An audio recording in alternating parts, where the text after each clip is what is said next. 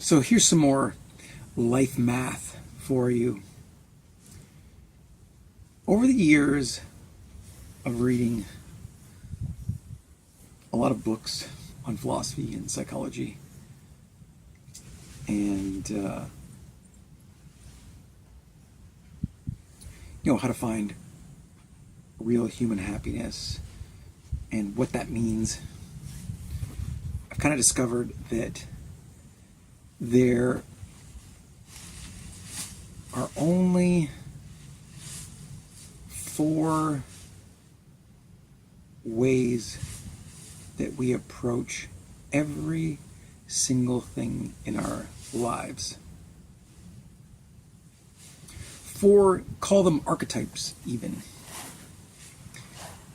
And those 4 archetypes are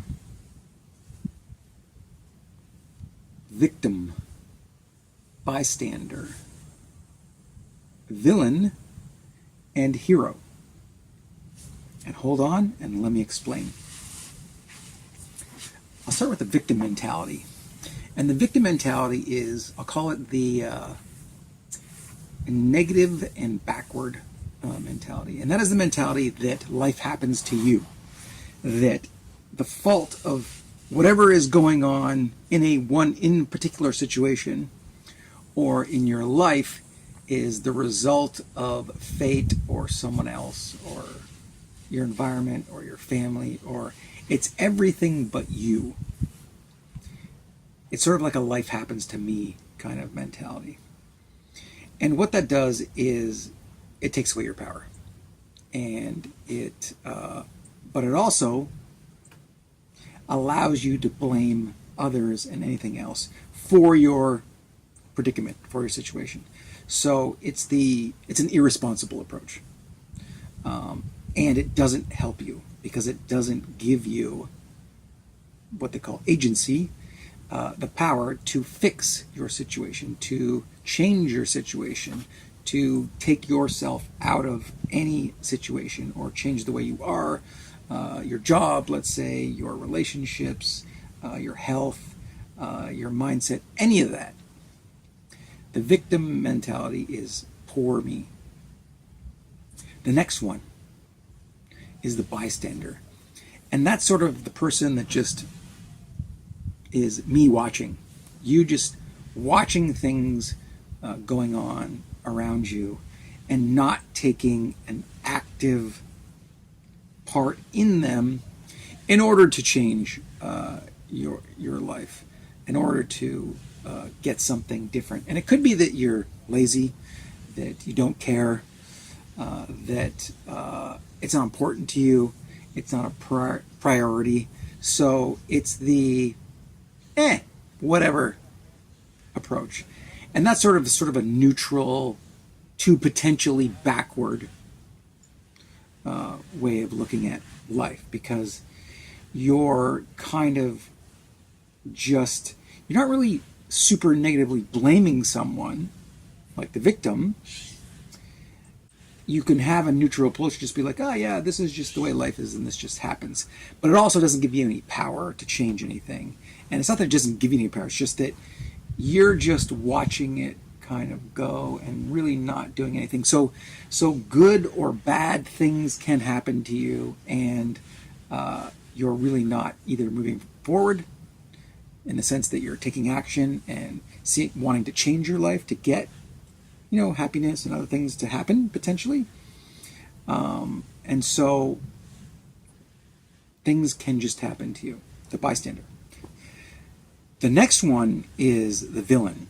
And that is essentially a person that is kind of moving forward and taking action. So it is an active role, but it's an active role in the wrong sense. That's immoral, that doesn't care about others, that only cares about themselves and potentially harms others. And that's really where the victim, that's really where the villain takes forward action and makes it harmful to the world, people around them. But also it's it's forward towards destruction because there's immorals or lack of morals. There's no concern for others, and generally the villain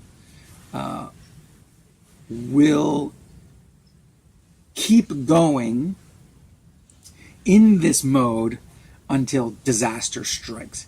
That's the nature of that thinking, is that when you think that way and you don't care about others and you only care about yourself, you have this sense of like ultimate power, and you also want to fill the big hole that is your life, and so you keep moving forward. That's why you see criminals who break into people's houses multiple times until they get caught, or criminals that keep going after more and more and more, even when they have tons, and they get caught, or greedy people going after more and more money until they go bankrupt, or they make a bad decision, or someone else catches them doing something immoral or wrong, and they end up going to jail. There's lots of examples of villainous behavior in our economy, in business. I've seen it. And the last one, and obviously the greatest choice, is the hero. And the hero is defined by someone who understands their core values and moves forward in the world in a courageous way to better themselves, to better their position, and then that necessarily helps everyone else in the world because they are moving forward in a moral sense. They're doing good for themselves. People are inspired by it. People see it, recognize it. If it's in business, then they hire people. If it's a community that they're building, then people are attracted to that, and they get inspiration from that, and they see that example, and they start to lead better lives. This is the realm of the hero that is essentially the best way to operate in life. So if you look at those 4 archetypes, call them, ways to operate in your life, and you ask yourself, okay, in my relationship, am I a victim? Am I a bystander? Am I a villain? Or am I a hero? It's going to give you a sense of where you sit. In your job or in your career or your business, ask yourself, when am I acting like a victim or a bystander or a villain or a hero? In your family, in your daily life, whenever you are anywhere in any situation and you're dealing with humans, we all react in certain ways, and you can ask yourself, oh, in that last situation there, was I acting like a victim? Was I acting like a bystander? Was I acting like a villain? Or was I acting like a hero? And, of course, for me, I want to be as much in the hero realm as possible. So it's a great way for me to look back on a day, look back on a situation, and say, which one of those archetypes was I invoking? Was I becoming? And if I wasn't in the hero mode, what other mode was I in? And potentially, why was I in that mode? And how do I shift that to the hero mode? And what would that look like?